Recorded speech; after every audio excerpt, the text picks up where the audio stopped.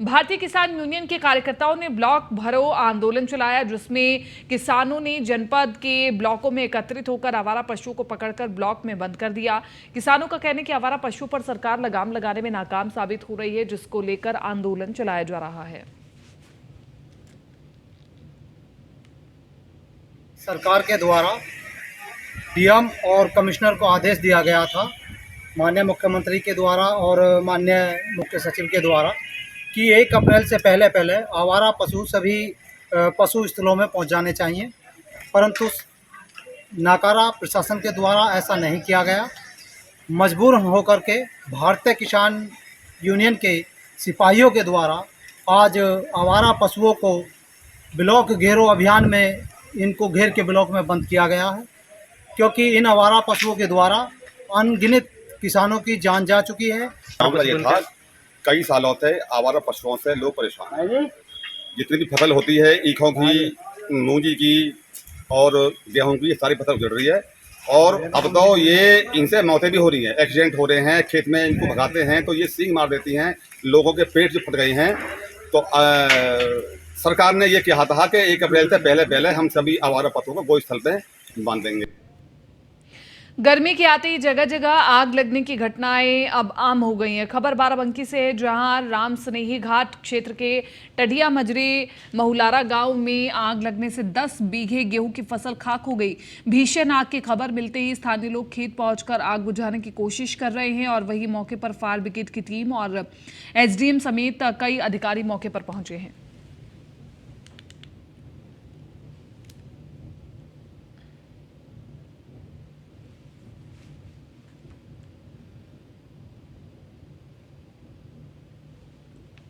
श्रावस्ती में 4 मई को प्रथम चरण के लिए नगर निकाय के मतदान होने हैं, जिसको लेकर शहर से लगाकर अंतर्राष्ट्रीय भारत नेपाल सीमा पर चौकसी बढ़ा दी गई है। और इसी सिलसिले में एसपी प्राची सिंह ने मतदान स्थलों के निरीक्षण के साथ साथ अंतर्राष्ट्रीय भारत नेपाल सीमा का भी निरीक्षण किया और नेपाल के अधिकारी से बातचीत की, जिससे भी किसी भी प्रकार के संदिग्ध चीजों का आने जाने पर निगरानी करने की बात कही गई है।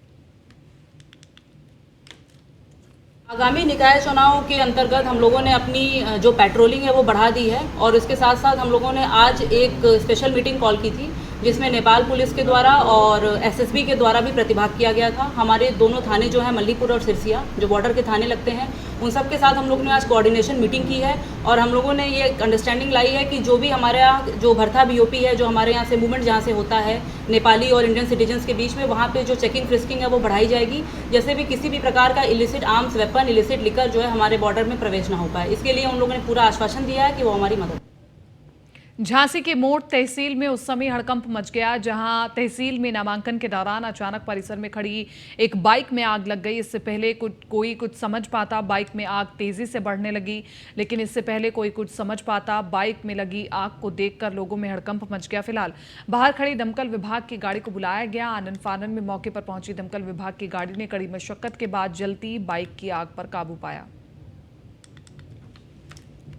यहाँ ड्यूटी पे आए हैं हम, तहसील में चुनाव में नामांकन था, उसी में ड्यूटी पे आए थे। बाइक में आग, फायर ब्रिगेड से आए हैं मोड़ से। क्या मामला हो गया यहाँ पर? बाइक में आग लगी थी, सूचना मिली, बाहर आए गाड़ी लेके, आग बुझाया। कैसे आग लगी, कोई जानकारी मिल पाई? इसमें प्लग नहीं था, डायरेक्ट तार जोड़े था और पुरानी।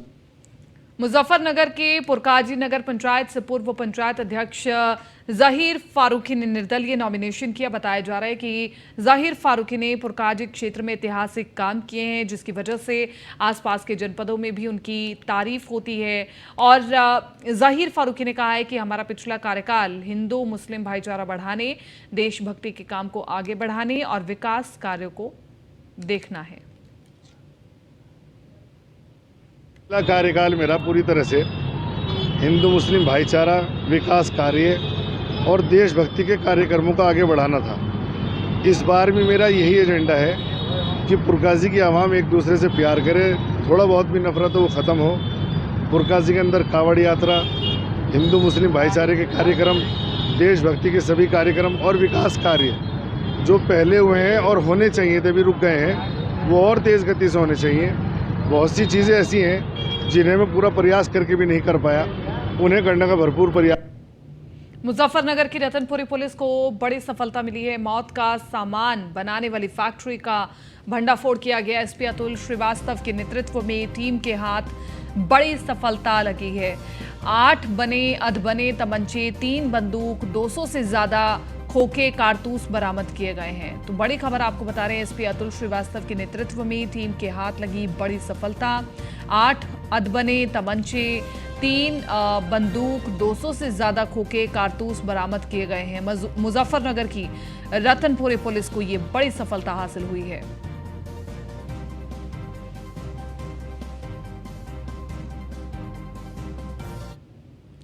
खबर मेरठ से है, जहां थाना परीक्षितगढ़ के पूठी गांव में बदमाशों ने ट्रैक्टर सवार युवक पर अंधाधुंध फायरिंग कर दी। फायरिंग से जहां इलाके में हड़कंप मचा हुआ है, वहीं अंधाधुंध फायरिंग में युवक को 3 गोलियां लगी हैं।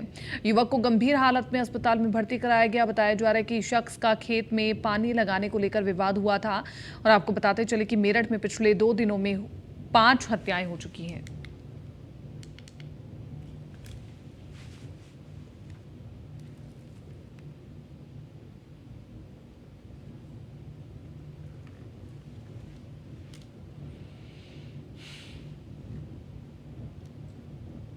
खबर फर्रुखाबाद से है, जहां सीएमओ ने सीएचसी में औचक निरीक्षण किया। सीएमओ के औचक निरीक्षण में उन्हें कई खामियां मिली। बताया जा रहा है कि निरीक्षण के दौरान सीएचसी में नहीं कोविड हेल्प डेस्क नहीं मिला, और वहीं प्रसूताओं को 2 दिन से नाश्ता और खाना नहीं मिला है। और इसके साथ ही सीएमओ को डेंगू वार्ड में कबाड़ मिला, जिसके बाद सीएमओ ने चिकित्सा अधीक्षक को फटकार लगाई है।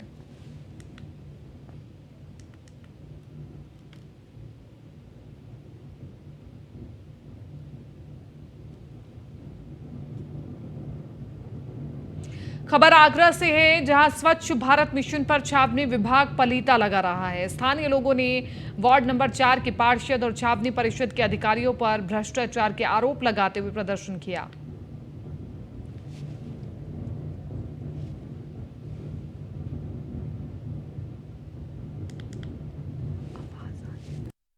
हम इस समय मौजूद हैं वार्ड नंबर 4 के छावनी परिषद आगरा में। आप देख सकते हैं, ये तस्वीर है कि यहाँ पर काफ़ी लंबे समय से देखो यहाँ पर टंकी ख़राब पड़ी है। यहाँ पर देखो पानी नहीं आ रहा है बिल्कुल, और ये देखो ये पूरी टंकी खाली पड़ी है। आप देख सकते हैं ना, इनमें पानी टंकी तो लगा दी है छावनी परिषद ने, लेकिन यहाँ पर काफ़ी लंबे समय से पानी की व्यवस्था नहीं है। ये बिल्कुल पाइप जो देख रहे हैं, ये छावनी परिषद आगरा के पाइप हैं जो समर लगाई गई है। लोगों को इसका पानी की समस्या ना हो, जिसके चलते यहाँ पर छावनी परिषद आगरा द्वारा यहाँ पर ये समर लगाई गई। और ये जो तस्वीर देख रहे हैं, ये यहाँ पर समर लगाई गई थी, जो कि यहाँ पर बिल्कुल ख़राब पड़ी है। काफ़ी लोग यहाँ पर रहते हैं, बावजूद कई बार शिकायत करने के बाद यहाँ पर इन लोगों के लिए पानी तक की व्यवस्था नहीं है। आप समझ सकते हैं, इस समय गर्मी का तापमान कम से कम 45 डिग्री पहुंचने वाला है, और यहाँ पर पानी की व्यवस्था नहीं है। काफ़ी दूर से पानी लेने के लिए आते हैं।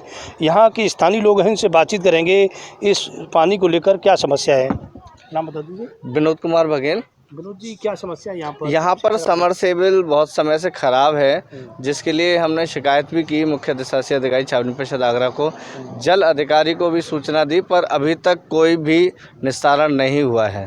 कारण क्या हो रहा है? कारण यही है कि अधिकारी मनमर्जी करते हैं अपनी, और उनको कोई चिंता नहीं है, सिर्फ उन्हें टैक्स वसूली करनी है और जनता के लिए कोई राहत नहीं। और यहाँ के पूर्व उपाध्यक्ष, पूर्व पार्षद भी इस पे ध्यान नहीं देते, उन्हें बस अपने कारोबार से मतलब है। जनता, ये कौन सी जगह बोली जाए? इसे हम बीच का बाजार बोलते हैं, वार्ड संख्या 4। अच्छा। यहाँ के पूर्व उपाध्यक्ष डॉक्टर पंकज महेंद्रू हैं, और पूर्व पार्षद भी पंकज महेंद्रू हैं। अच्छा, इसमें और भी कोई समस्या? इसमें यहाँ पे समस्या ये भी है कि यहाँ एक शौचालय है सरकारी, जिसे पीजीएल बोलते हैं, जिसमें साफ़ सफाई का, पानी का और सर्फ साबुन इत्यादि का कोई इंतजाम नहीं है। 5 साल से तो उसमें समरसेबल ही नहीं है, पानी का कोई इंतजाम नहीं है वहाँ। विनोद जी का आरोप है कि जो स्वच्छ भारत मिशन के अंतर्गत यहाँ पर जो सामुदायिक जो शौचालय बनाया गया था, वहाँ पर पानी की समस्या नहीं, पानी की समस्या है, अन्य कई समस्याएं, उसे भी देखेंगे।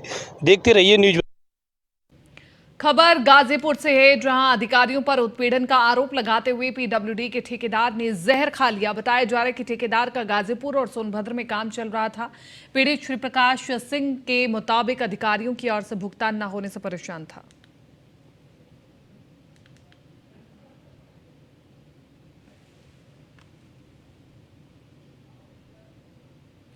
बाराबंकी के दरियाबाद थाना क्षेत्र के अलियाबाद में एक तेज रफ्तार कार अनियंत्रित होकर पेड़ से टकरा गई।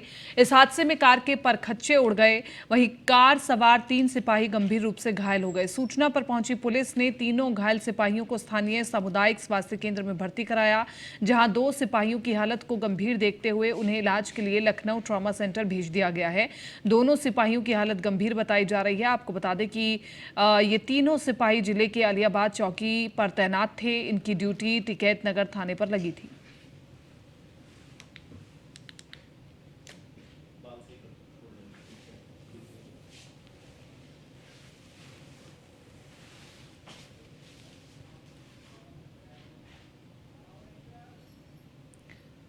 चंदौली में नगर निकाय चुनाव को लेकर पुलिस मुस्तैद है और इसलिए पुलिस को चेकिंग के दौरान बड़ी सफलता हाथ लगी है। बुलेरो से तस्करी के लिए ले जाई जा रही गांजे की खेप को पकड़ा गया। 3 शातिर तस्करों से 12 किलो गांजा बरामद किया गया। बिहार से अवैध गांजा खरीदकर चंदौली में बेचते थे तस्कर। तीनों तस्कर चंदौली जनपद के रहने वाले हैं।